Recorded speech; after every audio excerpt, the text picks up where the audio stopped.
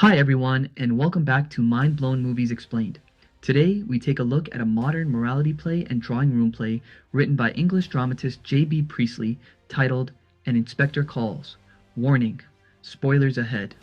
We love you and we will like to see you next time, so please subscribe. One click helps the channel and you'll get more epic movie explanations in your feed. The story begins in 1912, inside the lavish home of the Birling family, powerful industrialists in the fictional manufacturing town of Brumley. The Birlings are celebrating a major milestone. Sheila Birling is newly engaged to Gerard Croft, heir to a business empire even wealthier than her father's.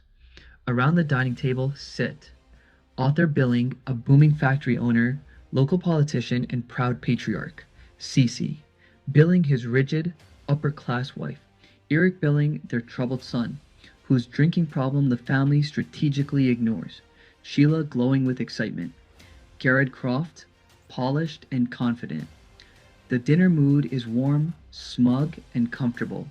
When the women leave the room, Arthur Birling delivers a self-satisfied speech to Eric and Gerard, boasting about the promise of the future.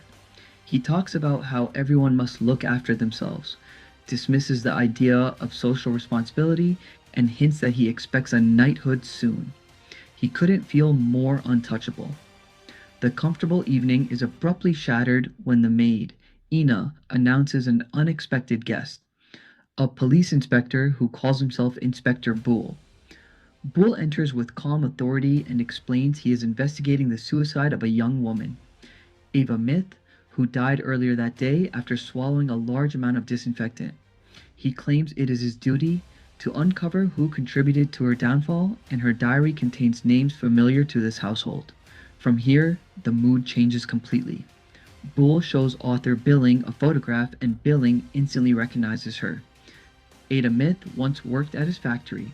She had helped organize a strike demanding better pay. Birling fired her to make an example of her.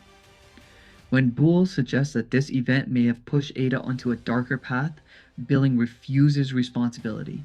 In his eyes, his actions were logical business decisions. Sheila returns to the dining room and is next to be shown a photograph. She immediately breaks down. She knows this girl too. Months before, Sheila had tried on a dress in a department store where Ada was employed. When Sheila saw how good the dress looked on Ada, jealousy flared. Believing Ada had mocked her, Sheila had impulsively demanded the store manager fire the young woman. Sheila admits this shamefully, horrified at the petty cruelty of her past self. Eric quietly slips out of the room. Cece Birling enters as the inspector shifts his focus to Gerard. Bull mentions Ada also used another name, Daisy Melanie. The moment he hears the name, Gerard freezes.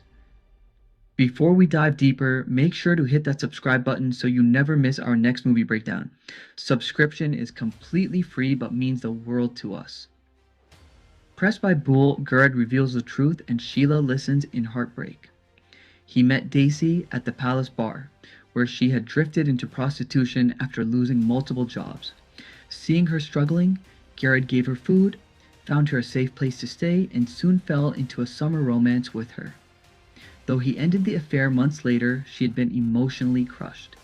Sheila quietly removes her engagement ring and hands it back to Gerard. Gerard, ashamed, leaves for air. Now Bull turns to Cece Birling, who serves on a committee that offers help to distressed women. Ada, now pregnant and desperate, had approached this charity using the name Mrs. Birling. Cece took offense at the perceived insult. She persuaded the committee to deny Ada assistance, claiming the girl was morally responsible for her own situation. Cece insisted the father of the child should take responsibility and said Ada herself admitted she refused stolen money from him. Cece proudly denies all blame. Then Bull traps her with her own words. By condemning the drunken young man who got Ada pregnant, she has unknowingly condemned her own son. Only Cece fails to see it.